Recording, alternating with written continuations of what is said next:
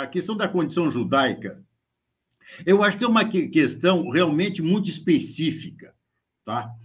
E, portanto, ela serve para as mais diferentes apropriações, para os mais diferentes desvirtuamentos, ou até para as mais diferentes formas de continuidade. Quer dizer, o judaísmo sempre mostrou, na sua história, uma extrema diversidade de tendências. Quer dizer, quando nós falamos de judaísmo, às vezes nós teríamos que falar do judaísmo no plural. Ou seja, você tem o judaísmo sionista, e no sionismo você tem o sionismo de direita, você tem o sionismo de esquerda, um sionismo até teológico extremamente importante, você tem os ortodoxos, você tem os conservadores, você tem os reformistas, quer dizer, o judaísmo hoje, graças precisamente à nossa sobrevivência depois do Holocausto, nós vivemos essas diferentes correntes e nós vivemos essas diferentes experiências. A experiência do Holocausto, eu acho uma experiência absolutamente central do ponto de vista da reflexão. Ou seja, o judaísmo teve a perigo, o judaísmo quase morreu do ponto de vista da exterminação física, e o judaísmo deu uma mostra assim, de uma extraordinária vitalidade, que foi a criação do Estado de Israel. Ou seja, eu acho que não se pode mais pensar o judaísmo hoje sem, ao mesmo tempo, nós colocarmos a questão da existência e, sobretudo, da defesa do Estado de Israel. Então, o Estado de Israel se tornou um Estado pioneiro hoje no Brasil, no mundo. Quer dizer, é impressionante o desenvolvimento da cibernética lá, da tecnologia de segurança, da tecnologia militar. Quer dizer, Israel se tornou hoje uma referência mundial. Eu, por exemplo, circulo nos diferentes meios empresariais, diferentes meios políticos, e fico, sobretudo, impressionado como as pessoas falam bem de Israel. E falam bem de Israel, sobretudo, pela tecnologia israelense, pela inteligência israelense. Algo até que hoje, nos acordos de Abraão, por exemplo, os Estados Árabes também reconhecem. Quer dizer, Israel conseguiu se colocar como um ponto de referência. Então, esse ponto de referência hoje, para nós, judeus da diáspora, vamos dizer dessa maneira, se torna algo extremamente importante. Por que extremamente importante? Porque as pessoas se referem aos judeus e imediatamente se referem também aos avanços de Israel. Eu vou te dar um exemplo, 2 ou 3 exemplos que às vezes são importantes. Numa ocasião, uma cooperativa econômica agrária muito importante aqui no Brasil, de protestantes e católicos, o presidente dessa cooperativa fez uma viagem a Israel. Eu já tinha prestado uma colaboração com eles, uma parceria, e nós não tínhamos falado muito nisso, além do fato que eu sempre me identifico como judeu, então, lá pelas tantas, numa dessas, a questão se desenvolveu nesse sentido. O que eu vi? Agora entendi. Ele teve numa área próxima de Gaza, e disse, agora entendi. O que você entendeu? Eu perguntei. De um lado, você tem cidades prósperas com agricultura, e de outro lado, você tem a miséria. A terra é a mesma. Por que alguns cultivam a terra e outros não cultivam a terra? Porque uns assumem as suas responsabilidades e por que os outros querem transferir a responsabilidade daquilo que não fazem? Se você pegar também a área de armamentos, é extremamente importante hoje a tecnologia militar israelense, apreciada em todo o mundo.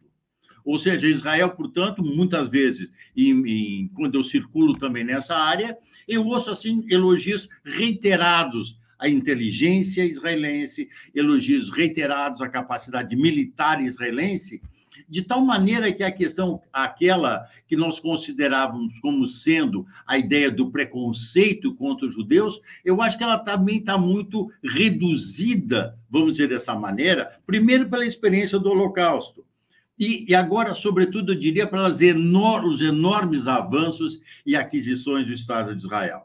Então, quando eu vejo, por exemplo, numa manifestação, digamos, bolsonarista, a bandeira de Israel, eu te confesso que isso me causa um incômodo, porque a mensagem do Estado de Israel, a mensagem do judaísmo, e, portanto, a nossa mensagem nesse sentido é uma mensagem universal. Ela serve para qualquer época, qualquer povo, claro, se adaptando à época. Da mesma maneira, quando nós lemos a Torá tem uma linguagem voltada para o quê? tem uma vontade voltada para um povo de escravos, que tinha saído do Egito. Então, se adapta a mensagem do judaísmo segundo os diferentes contextos, segundo as diferentes sociedades e os diferentes estados. Então, nós estamos vendo hoje aqui no Brasil uma contraposição entre judeus de direita, judeus de esquerda, que vale na sua vitalidade por essa contraposição entre judeus que se posicionam de um lado ou judeus que posicionam de outro. Eu costumo dizer, às vezes brincando, onde tem 2 judeus, tem 3 opiniões diferentes. Faz parte. Tanto que os rabinos no Talmud procuraram codificar algumas questões básicas. Não fosse isso, nós estaríamos ainda discutindo outras questões. E, mesmo assim, sempre estamos submetidos a diferentes revisões, autocríticas, etc., o que, repito, é a vitalidade mesmo do judaísmo. Então, eu te diria que eu não me preocupo com essas posições que hoje no Brasil, que tendem mais à direita ou tendem mais à esquerda, sempre e quando nós preservarmos os valores judaicos de direitos humanos, preservarmos a defesa do Estado de Israel, preservarmos a democracia e preservarmos, sobretudo, a linguagem moral do judaísmo, que é uma mensagem de solidariedade, que é uma mensagem de amor ao próximo. Ou seja, quando o cristianismo fala de amor ao próximo, ele está sendo o mais fiel legatário de uma mensagem que consta na Torá, ou, se nós quisermos utilizar a linguagem cristã, do Pentateuco. Então, eu acho que essa é realmente a mensagem do judaísmo, e, nesse sentido, eu não vejo maiores problemas que o judaísmo se reivindique de um lado ou se o judaísmo se reivindique do outro. Preocupação, eu te confesso, um pouco maior eu tenho hoje com a polarização política em Israel, porque a polarização política em Israel está levando a uma contraposição entre ortodoxos, liberais, laicos, enfim, isso eu acho extremamente perigoso. Ou seja, porque um Estado deve manter precisamente a sua pluralidade. Nós não podemos aceitar, eu diria, que um grupo religioso comece a ditar os rumos do Estado. Deve ter o seu lugar de culto, o seu lugar de discussão, mas isso não implica que eles devam ser os donos do país. Então, acho que Mas eu também te diria que, como Israel é um Estado democrático, esse tipo de exacerbação, esse tipo de radicalismo, hoje tenderia a diminuir. Eu acho que sim, eu acho que vai ter uma mudança, quer dizer, eu te diria que um dos maiores ganhos do governo Bolsonaro foi ter corrigido uma posição claramente pró-Palestina dos governos petistas. Eu acho que eles têm um alinhamento ideológico, esse alinhamento ideológico é extremamente perigoso, e foi um alinhamento ideológico que orientou os governos petistas, os governos de Dilma, os governos de Lula, e isso pode ter repercussões nos votos do Brasil nos foros internacionais.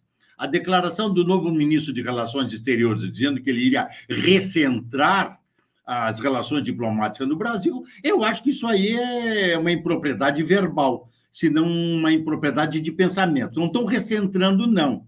Estão querendo colocar, de novo, a parcialidade deles no que diz respeito à defesa dos palestinos. E veja bem, eu não quero, de forma nenhuma, dizer, eu sou favorável, que os palestinos não têm direito a um Estado. Eles devem ter direito a um Estado, tem que negociar. Agora, pergunta-se o seguinte, vai negociar com quem? Vai negociar com o Hamas? Ou seja, e cuja pauta, sua carta de fundamento, visa a destruição do Estado de Israel? Vai negociar com o Hamas, que patrocina os terroristas, fornecendo salários e apoios às suas famílias, e assim por diante. Não tem com quem negociar. Esse é o grande problema. Agora, no momento que eles aceitem negociar e têm um poder de negociação, que renunciam a uma pauta de destruição do Estado de Israel, eu sou francamente favorável que façam um redesenho de fronteiras, que é inevitável, quer dizer, eu acho que não tem nenhum cabimento que Israel volte às fronteiras pré-1967. Por quê? Quem é que foi agredido? Foi Israel, não foram os árabes que foram agredidos, bomba. Eles quiseram a destruição do Estado de Israel, queriam botar os judeus jogar no mar Mediterrâneo. Bom, e agora vão se colocar como vítimas? Não tem o menor cabimento. Vários líderes árabes já disseram: os palestinos não perdem uma oportunidade de não aproveitar a oportunidade. Quer dizer, por que não aceitaram o plano Omer? Por que não aceitaram o plano Barak? Ou seja, onde 95% a 97% dos territórios ditos palestinos seriam restituídos. Não quiseram. Então, eu acho que essa questão é uma questão fundamental, e isso me causa espécie, porque quando eu vejo a cobertura jornalística brasileira e mesmo internacional, e o PT se alinha ideologicamente com isso, parece que Israel teve sempre uma política expansionista. Não, Israel não teve uma política expansionista. Israel teve uma política defensiva e foi suficientemente capaz de ampliar territórios defendendo-se.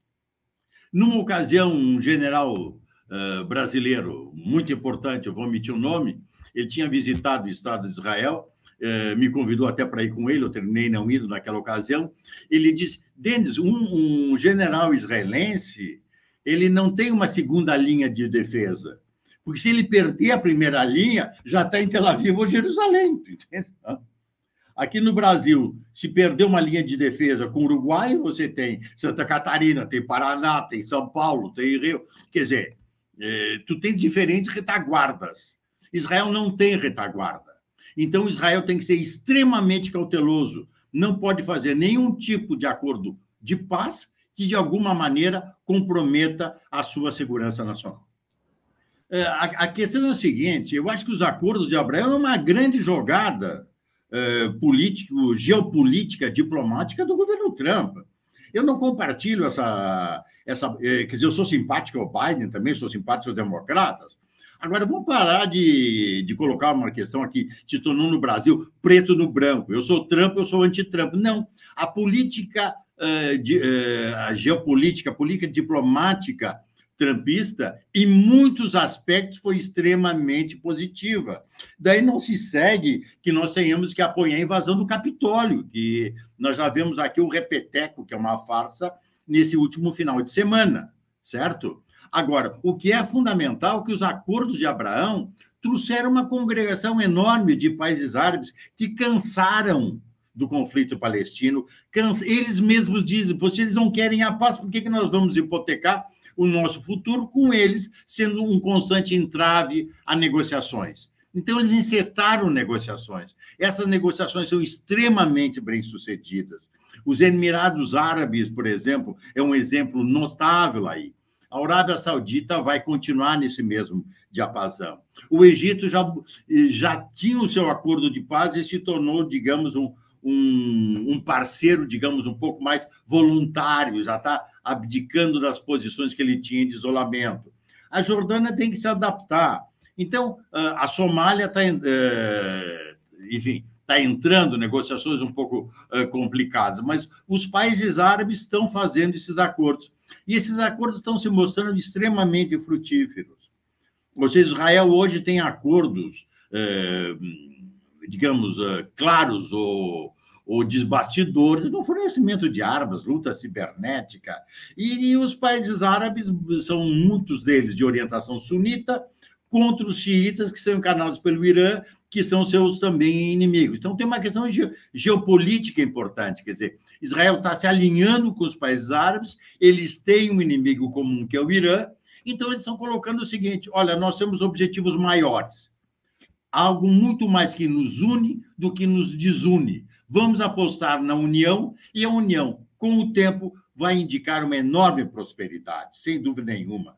Empresas israelenses estão nos Emirados Árabes, já estão na Arábia Saudita, estão em Omã, trabalham na Somália, capitais árabes, empresas árabes fazendo joint ventures com empresas brasileiras. A área, repito, de segurança militar em extremo desenvolvimento. Eu acho que isso muda totalmente o quadro político. Tanto que o Biden, no que diz respeito a esse quesito, não mudou a sua posição. Até chegou a dizer que avançaria nessa linha, embora até agora não tenha tido nenhum ganho significativo, como foram os ganhos do governo Trump.